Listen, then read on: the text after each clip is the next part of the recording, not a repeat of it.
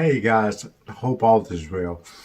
My name is Theo Roach. For those who haven't had the chance to meet, my name is Theo Roach. I'm a licensed clinical social worker. I welcome you back. For those of you who are returning, welcome to those of you who are here for the first time. Definitely click on the subscribe button along with the bell in order to be notified about different videos as they release. Before we begin with today's topic, as we relate to our private practice, as we talk about private practice can be very demanding and also very rewarding. I love it, to be honest with you. But at the same time, there's some very important pieces that you need to be aware of. I see individuals who are contemplating private practice, but not quite sure if they want to make the leap yet. So hopefully with today's video, that will hopefully answer some of those questions. If you have particular questions, definitely feel free to reach out to me so I can make sure to be available to answer those questions to you. We also, like I was saying before, we have a private practice coaching program that we offering. We have a marketing program that we're offering. We are looking to launch social media channels and provide digital marketing for those individuals that we have a contract with. So again, if you have a specific question, definitely make sure you give me a call so we can talk. Today's topic, though, I'll be very brief. I want to talk about like the different elements that you should expect in order to be successful in private practice. Now, mind you, the information I'm about to share is based on if you're developing an insurance-based practice, right? Because insurance-based practice, these are things you have to go through in order to be successful in those areas.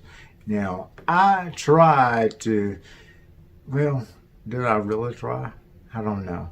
I don't think I really tried, but I did try on very surface level, try to establish like a cash-based practice. Those practices are very difficult to establish. More than likely, most people want to submit their insurance. I mean, that's the reason why you have it. That's why we pay for it, right? So the information that I'm gonna share is all about like insurance-based practice. And so if you have additional questions, again, head on over to my website, get in contact with me so we can talk. Tip number one, you want to make sure you maintain accurate records. That's critically important. Number two, you always want to request a photo ID. You always want to make sure you have that information inside the clinical record. Matter of fact, with my EHR electronic health record that I use, I cannot render or submit any claim without having like those essential elements. So that's critically important. Number three, you want to contact the insurance provider through the phone or computer-based system to confirm coverage for the patient. You want to make sure they have active coverage, right? And you also want to make sure that they are covered on that date of service, whatever that appointment date is, whether or not it's in the future or what have you. That's critically important. The other thing you want to find out, we talked about, the importance of finding out if they will be covered during that particular day of service. But also you want to clarify the benefit options for that particular person that's insured or that's covered, because that's critically important. We want to know that. Another thing that's really important that we as clinicians and also from a private practice standpoint that's critically important is to determine if that patient is in network or not, and how to basically ensure that is making sure that based on like their insurance carrier, if you have a contract with them, great, you're in network. If you don't have a contract with them, you're considered out of the network. So guess what? When you submit that claim, last thing you can't see them because you can't. But typically what happens whenever you submit that insurance claim, the funds or the check goes to that insurer. And you have to make sure, you have to hope you have a great relationship with them that they will pay you. If you have a contract with them, it goes directly to you. If you don't, it goes directly to the insurer. So I want to be very clear about that because that can get a little sticky. But again, if you have a great rapport with that particular individual, then you may not have any problems. But it's something you should be aware of. The next one is the next tip that you need to know is there's the deductible. I can't talk today. You want to find out if they have a deductible or not. If it's high, if it's low. If it's high, definitely I would say not to serve them. I think everybody should be served. You need to come up with a sliding scale fee or use the sliding scale fee if you already have one. Use that to come up with a win-win solution for that particular individual.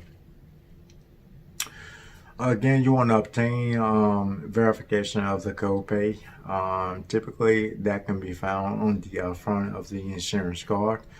Whatever the copay amount is, you want to make sure that they understand that.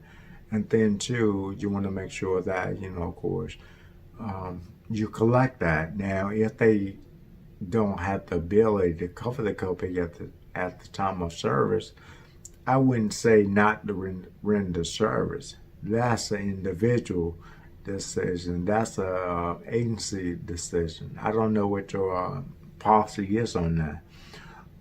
But I would definitely say make sure you cover yourself and have that documented because that's critically important. Last but certainly not least, well, actually, this is not last. You want to be prepared to answer any particular questions as one may call and inquire about different services that you offer. So you want to be prepared about that. Be prepared to have those conversations to talk about insurance, whether you accept it or not. What are some of the copays? What's your sliding scale policy? You want to make sure to answer those questions, at the time of the call. Last but certainly not least, you want to ask the patient if they have a secondary insurance. That's critically important. We're not, like, say for example, we're not in network with Medicare. So if I see a elderly person that has Medicaid, we are in network with them, right? Medicare, we're not. So if I see a adult who has both Medicare and Medicaid, then I let them know we have to work out some kind of sliding scale fee because I'm not in there with Medicare, because whatever the primary insurance carrier is, Medicaid will not pay. Medicaid, is the secondary insurance to Medicare. Medicaid will not render any type of payment if they receive a claim until they get a denial from the primary. Now, if there's a denial, then Medicaid will step in and pay. So you always want to make sure that you're aware of if that person have a secondary insurance or not. Again, in closing, if you guys have any questions, feel free to reach out to me. I'll be happy to share whatever information I have, answer any particular questions. Again, I have experience in comfort level with insurance, submitting insurance claims. It can be frustrating, obviously, but I think it's worth it. But to each his own. Again, get in contact with me if you have any questions. Thank you.